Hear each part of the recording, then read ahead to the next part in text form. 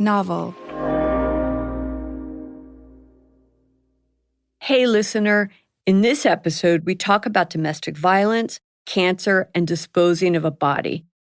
But you also get to hear our club really come to life, and you know that you've really been waiting for that. And of course, just a warning, a little more of my swearing. If you do listen and are impacted by any of our themes, you can reach out to No More, a domestic violence charity we've partnered with. They have lots of great resources to help you or your loved ones. You can find them at nomore.org. That's NOMORE.org.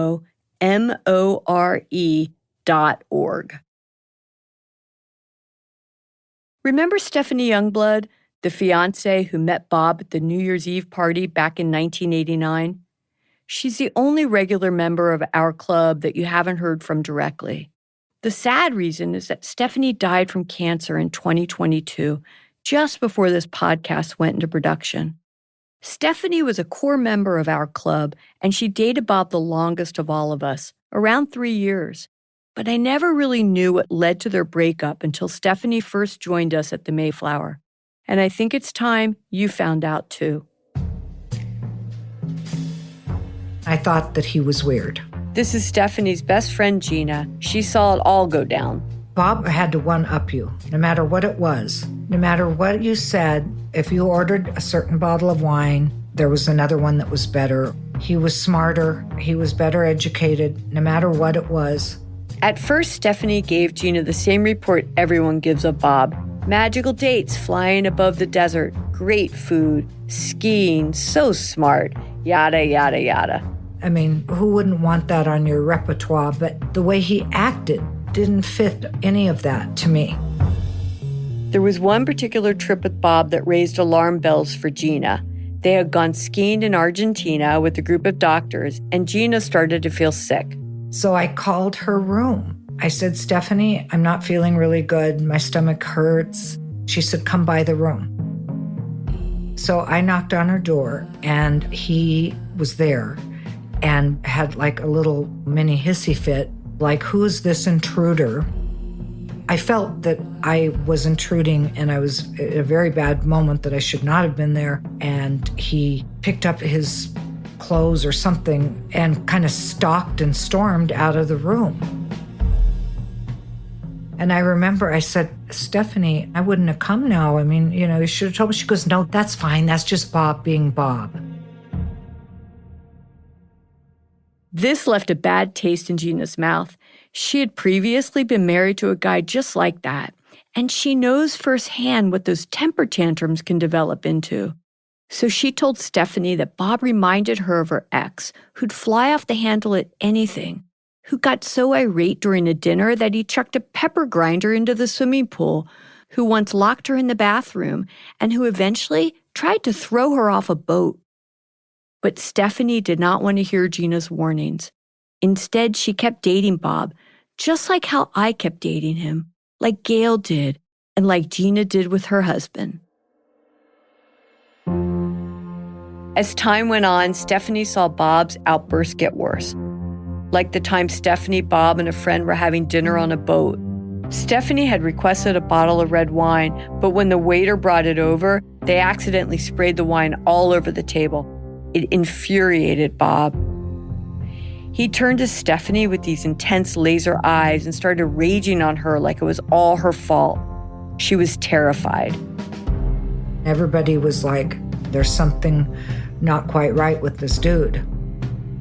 Following his outburst, Stephanie couldn't look at Bob in the same way. He'd always been a little controlling, but the way he exploded, the way he looked at her, it unlocked a new fear. Ultimately, though, she wanted to fix him, so she demanded that they go to see a couples therapist.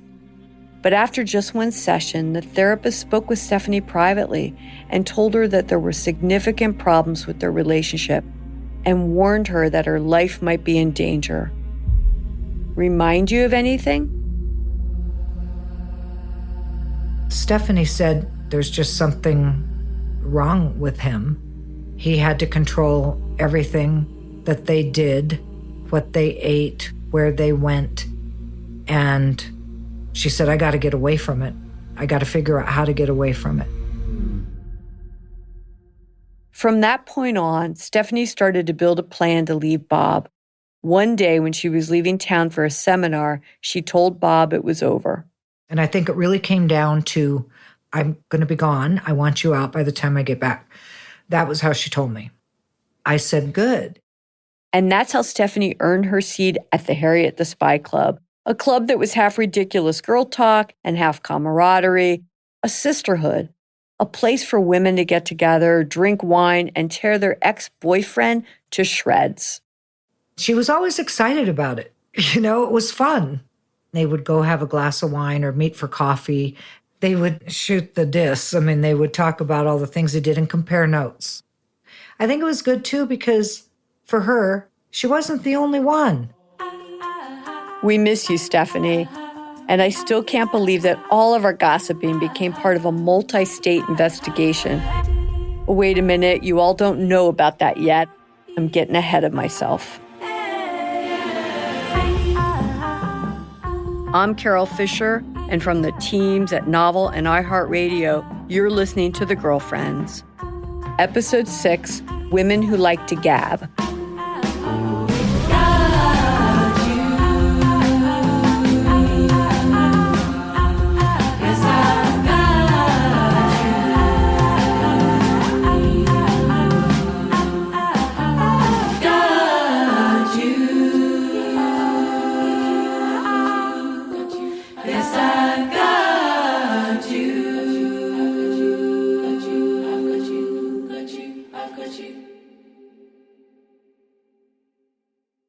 When you pick up a cold case, the first thing you do is you redo everything that's been done in the past.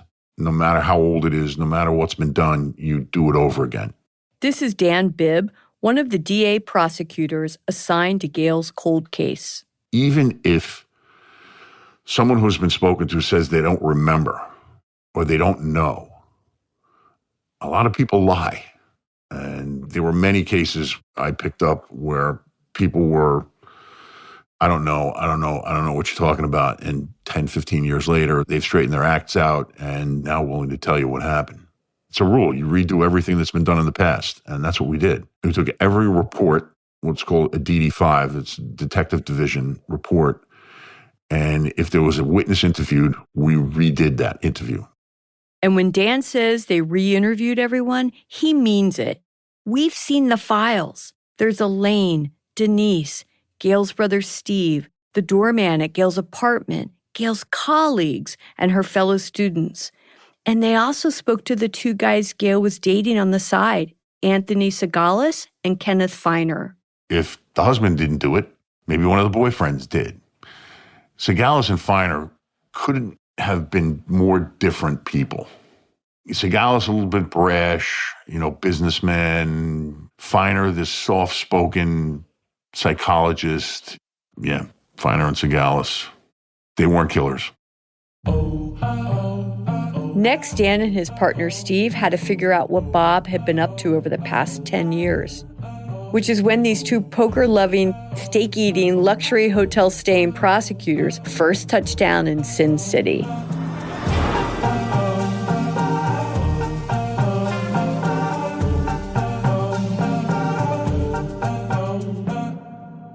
One of the first people they spoke to when they arrived in 1998 was Scott Baranoff, Bob's childhood friend from New Jersey, who had convinced Bob to join him in Las Vegas.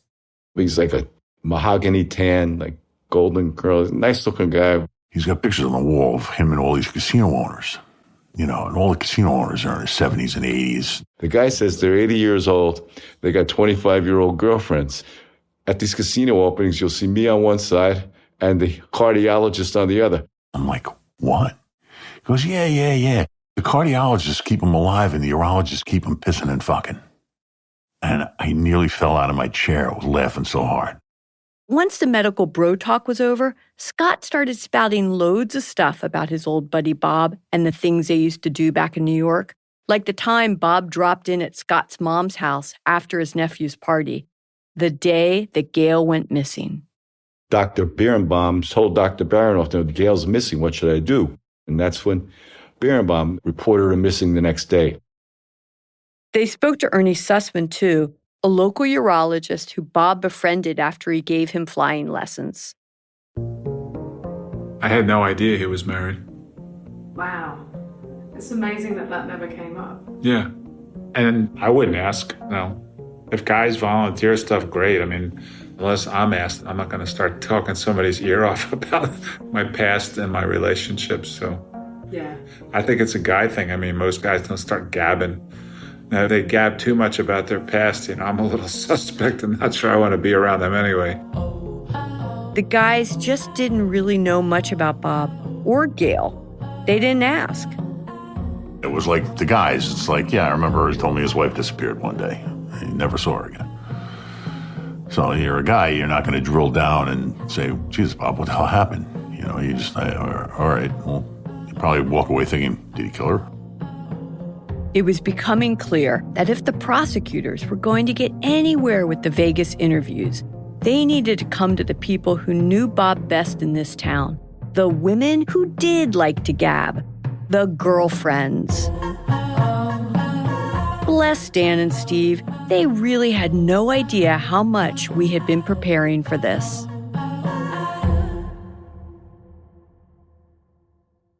Hi, I'm Daniel Tosh, host of a new podcast called Tosh Show, brought to you by iHeart Podcasts. Why am I getting into the podcast game now? Well, it seemed like the best way to let my family know what I'm up to instead of visiting or being part of their incessant group text. I'll be interviewing people that I find interesting, so not celebrities, and certainly not comedians. I'll be interviewing my plumber, my stylist, my wife's gynecologist. We'll be covering topics like religion, travel, sports, gambling, but mostly it will be about being a working mother. If you're looking for a podcast that will educate and inspire, or one that will really make you think, this isn't the one for you. But it will be entertaining to a very select few, because you don't make it to your mid-40s with IBS without having a story or two to tell. Join me as I take my place among podcast royalty like Joel Osteen and Lance Bass. Those are words I hope I'd never have to say. Listen to Tosh Show on the iHeartRadio app, Apple Podcast, or wherever you get your podcasts. The assassination of President John F. Kennedy is the greatest murder mystery in American history. That's Rob Reiner. Rob called me, Soledad O'Brien, and asked me what I knew about this crime. I know 60 years later, new leads are still emerging. To me, an award-winning journalist, that's the making of an incredible story. And on this podcast, you're going to hear it told by one of America's greatest storytellers. We'll ask, who had the motive to assassinate a sitting president? My dad thought JFK screwed us at the Bay of Pigs, and then he screwed us after the Cuban Missile Crisis. We'll reveal why Lee Harvey Oswald isn't who they said he was. I was under the impression that Lee was being trained for a specific operation. Then we'll pull the curtain back on the cover-up. The American people need to know the truth. Listen to Who Killed JFK on the iHeartRadio app, Apple Podcasts, or wherever you get your podcasts. On March 16, 2000, 2 sheriff's deputies were shot in Atlanta. Jamil Al-Amin, a Muslim leader and former Black Power activist, was convicted. But the evidence was shaky, and the whole truth didn't come out during the trial. My name is Mosi Secret, and when I started investigating this case in my hometown, I uncovered a dark truth about America. He said to me, "You want me to take care of them, for not doing something to paying you or something like that?" I said, "No, what you talking about?" But I had no idea who he had become. That's how he approached you? You know what he meant when he said that? Yeah. I'm thinking murder in a minute, I think that's what he was thinking too. Yeah. From Tenderfoot TV, Campside Media, and iHeart Podcasts, Radical is available now. Listen to the new podcast, Radical, for free on the iHeartRadio app, Apple Podcasts, or wherever you get your podcasts.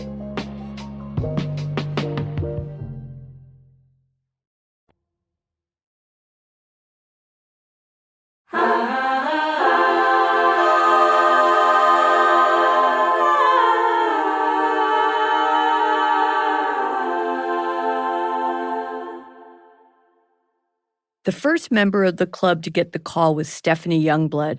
She invited Dan and Steve straight to her office. She was the chiropractor who said that his engagement ring was the gift that keeps on giving. I think he was engaged to like 3 or 4 different women in Las Vegas. He dated the entire Jewish professional community. What they really wanted to know was what Bob had said about Gail. She was aware that he was previously married, that his wife had disappeared. And I know that he had given to her an account as to what he thought had happened to Gail. In fact, when Stephanie first met Bob, he told her that he had never been married before. But then Stephanie started noticing that some mail was addressed to Bob and Gail Birnbaum. She also found a trunk with luggage tags that had Gail's name on it. The same trunk I saw. Stephanie shared all of this with her friend Gina. She said he didn't have any good explanations for it other than his wife had gone missing, and she was wondering why he still had papers and bills and things like that there in a Las Vegas house when he came from New York years before. When Stephanie repeatedly asked Bob who Gail was, he welled up and said it was hard to explain. Then he told her his story, that she went to Central Park and never came back.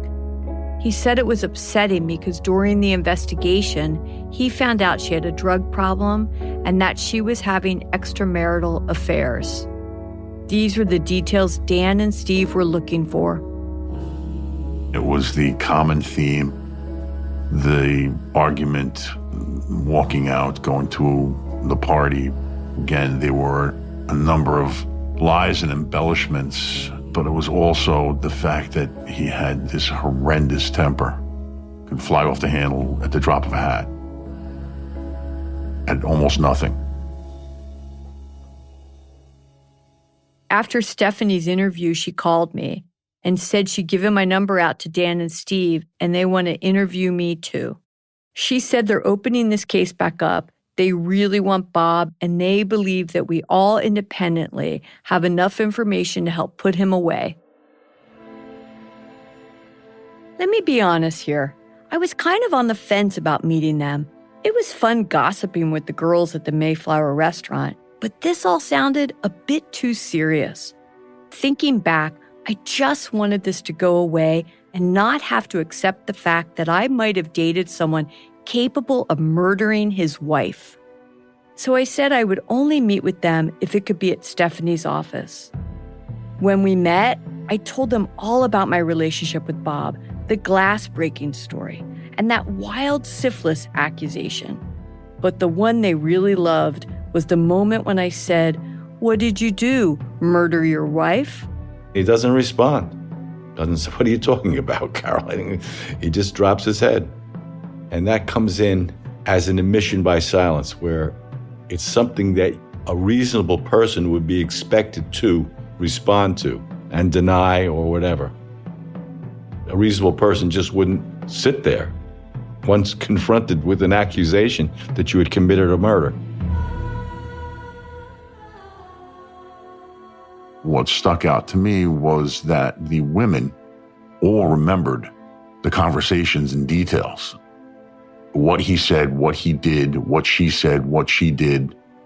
And I think it was a function of their "but for the grace of God go I." At first, these details were just fodder for club gossip, but now they were becoming a murder case. It didn't feel good, especially after the things I'd learned about Bob from the detectives. They told me about his life in North Dakota and how he was starting over. He had a new medical practice and was part of a community. They said his new wife, Janet, was pregnant and the baby was due in a few months. Could that guy really have murdered somebody? And if he hadn't, were we about to ruin his life? Hi, I'm Daniel Tosh, host of a new podcast called Tosh Show, brought to you by iHeart Podcasts. Why am I getting into the podcast game now? Well, it seemed like the best way to let my family know what I'm up to instead of visiting or being part of their incessant group text. I'll be interviewing people that I find interesting, so not celebrities, and certainly not comedians. I'll be interviewing my plumber, my stylist, my wife's gynecologist. We'll be covering topics like religion, travel, sports, gambling, but mostly it will be about being a working mother. If you're looking for a podcast that will educate and inspire, or one that will really make you think, this isn't the one for you. But it will be entertaining to a very select few, because you don't make it to your mid-40s with IBS without having a story or two to tell. Join me as I take my place among podcast royalty like Joel Osteen and Lance Bass. Those are words I hope I'd never have to say. Listen to Tosh Show on the iHeartRadio app, Apple Podcast, or wherever you get your podcasts. The assassination of President John F. Kennedy is the greatest murder mystery in American history. That's Rob Reiner. Rob called me, Soledad O'Brien, and asked me what I knew about this crime. I know 60 years later, new leads are still emerging. To me, an award-winning journalist, that's the making of an incredible story. And on this podcast, you're going to hear it told by one of America's greatest storytellers. We'll ask, who had the motive to assassinate a sitting president? My dad thought JFK screwed us at the Bay of Pigs, and then he screwed us after the Cuban Missile Crisis. We'll reveal why Lee Harvey Oswald isn't who they said he was. I was under the impression that Lee was being trained for a specific operation. Then we'll pull the curtain back on the cover-up. The American people need to know the truth. Listen to Who Killed JFK on the iHeartRadio app, Apple Podcasts, or wherever you get your podcasts. On March 16, 2000, 2 sheriff's deputies were shot in Atlanta. Jamil Al-Amin, a Muslim leader and former Black Power activist, was convicted. But the evidence was shaky, and the whole truth didn't come out during the trial. My name is Mosi Secret, and when I started investigating this case in my hometown, I uncovered a dark truth about America. He said to me, "You want me to take care of them, for not doing something, paying you or something like that?" I said, "No, what you talking about?" But I had no idea who he had become. That's how he approached you? You know what he meant when he said that? Yeah. I'm thinking murder in a minute, I think that's what he was thinking too. Yeah. From Tenderfoot TV, Campside Media, and iHeart Podcasts, Radical is available now. Listen to the new podcast, Radical, for free on the iHeartRadio app, Apple Podcasts, or wherever you get your podcasts.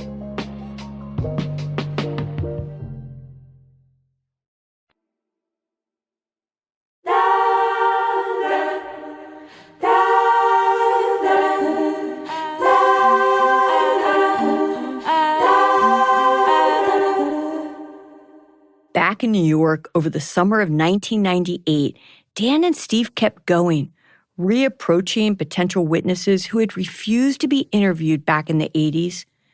There was one woman in particular that they were desperate to talk to, Roberta Karnofsky, a medical student who Bob supervised at Maimonides Medical Center. We were kind of aware that Roberta was a love interest, and we were aware that she lived with him, but she was uncooperative at the time. Back in 1985-86, she refused to be interviewed. But when Dan and Steve approached her all these years later, Roberta agreed to talk. Steve flew out to meet her in her new home of Charleston, North Carolina. I met with her and her lawyer. Her lawyer felt comfortable with me. And it just was a great interview. Roberta tells Steve that Bob first asked her out in August of 1985, just a month after Gail went missing. About 3 weeks later, and after just a couple of dates, he asked her to move into his apartment, which technically is still Gail's apartment. In fact, Roberta was already living there when Elaine came to collect Gail's belongings, the ones Bob put out in trash bags. Roberta also told Steve about this one night at the apartment that really stood out to her. Roberta tells us that in the middle of the night, there's a telephone call saying that there's a woman in the Port Authority, I believe it was, which is a bus terminal in Midtown Manhattan. And would he come down and take a look at her and see if it's her? And Bob is resistant. Bob says, "I doubt it's Gail," and asks if he has to come right away, as it's the middle of the night. Roberta Karnofsky, hearing this, is ready to move out of the apartment. He says, should I get out of here now?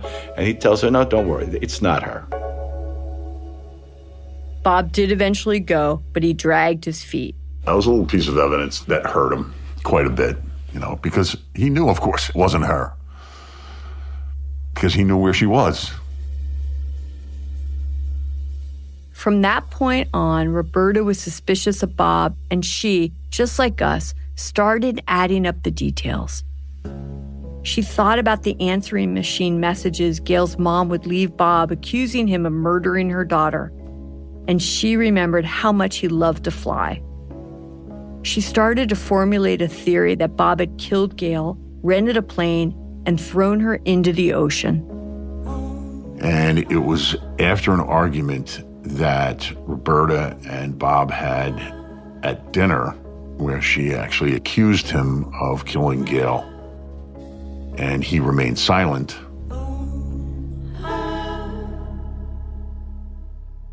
Roberta told her friend Sharon Alongi about what was going on and her plane theory. Sharon had an idea to check Bob's movements on the day of Gail's disappearance. When Bob was at work, they said, let's look at his flight log for that day. And they went and they saw that it was altered. And it was altered to show that on that date, he had not flown, but he had flown on another date. A savvy 12-year-old could see that it had been altered from the 7th to the 8th. It's a huge breakthrough for the case, but it's not the first time that the DA had learned that Bob most likely flew that day.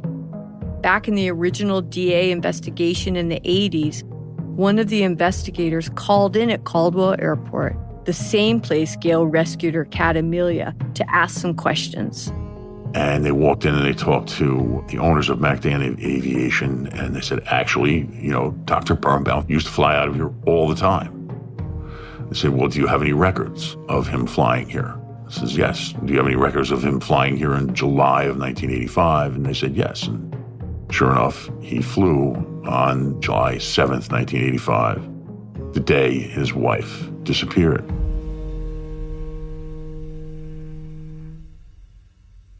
Dr. Birnbaum, in talking to both missing person detectives and detectives from the precinct, her family or his friends, he never mentioned that he had rented that plane that afternoon. And we had records that he did. There was no way that he could deny it. He lied to the police and to everyone else when he related his activities after, he says, his wife walked out of the apartment sometime around noon that Sunday. It was a lie of commission because he would say he was either waiting for his wife to return or he was on his way to his sister's place in Montclair, New Jersey, which is 2 or 3 towns over from where Caldwell Airport is, for his nephew's birthday party, or he was already at the party when he was actually in an airplane for almost 2 hours. And he could have flown over 150 miles easily. So, the importance of the flight is not only because he lied about it, because it gave him the opportunity to dispose of a body where no one was ever going to find it. Based on all of the interviews and this breakthrough proof of the flight, the DA land Roberta's theory. They believe Bob killed Gail at some point between 10:30 a.m. to 3 p.m. on July 7th, that Bob put her body into a duffel bag and smuggled her out of the back door of his building to the car, evading cameras and the doormen. At 4:30 p.m., he drove right onto the tarmac at Caldwell Airport, hired a plane, and flew for a 2-hour round trip, allowing him to travel 170 miles out over the Atlantic. He dropped her body out of the plane, flew back, and headed to his nephew's party just a few miles away. There's even a photo of him smiling with his nephew and the birthday cake. The only problem is the prosecutors needed hard evidence. All these stories were not enough. They had to prove that beyond any reasonable doubt, Bob must have done it. And for Dan and Steve, there was one reasonable doubt that they still had to address. the torso.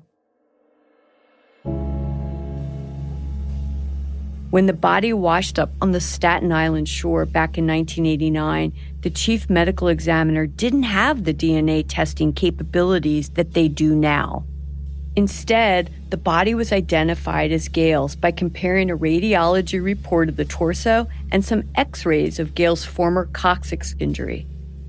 To Dan and Steve, it felt like a risk. Could you really identify a body solely by comparing their spines? It's a sort of detail that the defense could cling on to discredit their argument. DNA testing had improved in the intervening years, and they wanted to be sure, but it comes at a risk. If the body is definitely Gail's, then they're protecting themselves from the jurors' doubt. But if it's not hers, then they're back to square one. A case with no body and only circumstantial evidence, that's a hard case to win. And on top of all that, the torso was already buried. So Dan called Gail's sister, Elaine. They then asked me if they could exhume the body. Said, we are and we will put everything that we have into this. No holds barred, bring out all the guns blazing, but I can't guarantee an outcome. I thought about it for a while. We had no idea whether this was ever going to be prosecuted, whether it was going to be a successful prosecution. Eventually, Elaine consented to the exhumation, and a tent was erected over Gail's gravesite in Mount Zion Cemetery in Queens. A few months later, Elaine was asked to come into the city for a meeting at the medical examiner's office. When she arrived, she was directed into a huge conference room where Dan, Steve, 2 lawyers, and the chief medical examiner, Charles Hirsch, were all waiting for her. And they said to me, the torso is not Gail. And after a string of curses, I said to them, you have ripped the shred of closure that I have away from me. You better indict him and you better convict him.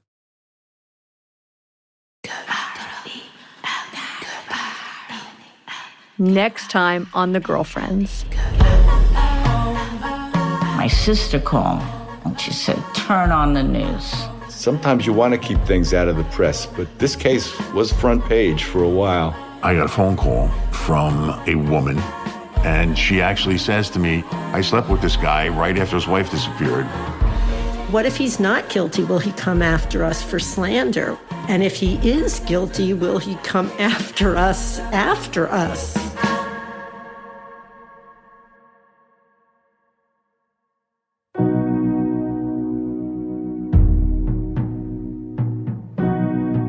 The Girlfriends is produced by Novel for iHeartRadio. For more from Novel, visit novel.audio. The series is hosted by me, Carol Fisher, and produced by Anna Sinfield.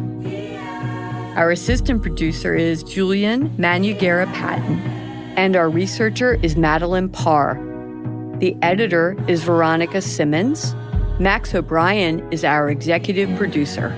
Our fact-checker is Valeria Roca. Production management from Cherie Houston and Charlotte Wolfe. Sound design, mixing, and scoring by Daniel Kempson and Nicholas Alexander. Music supervision by Anna Sinfield. Original music composed by Louisa Gerstein. Story development by Isaac Fisher. Willard Foxton is creative director of development.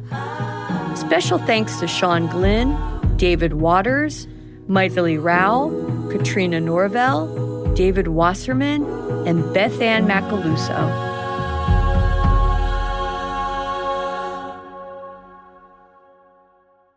We did reach out to Bob and his legal team to ask if he'd like to comment on the podcast, but we never heard back. Novel. Hi, I'm Daniel Tosh, host of a new podcast called Tosh Show. I'll be interviewing people that I find interesting. So not celebrities, and certainly not comedians. We'll be covering topics like religion, travel, sports, gambling, but mostly it will be about being a working mother. If you're looking for a podcast that will educate and inspire, or one that will really make you think, this isn't the one for you. Listen to Tosh Show on the iHeartRadio app, Apple Podcast, or wherever you get your podcasts. The assassination of President John F. Kennedy is the greatest murder mystery in American history. That's Rob Reiner. Rob called me, Soledad O'Brien, and asked me what I knew about this crime. We'll ask who had the motive to assassinate a sitting president. Then we'll pull the curtain back on the cover-up.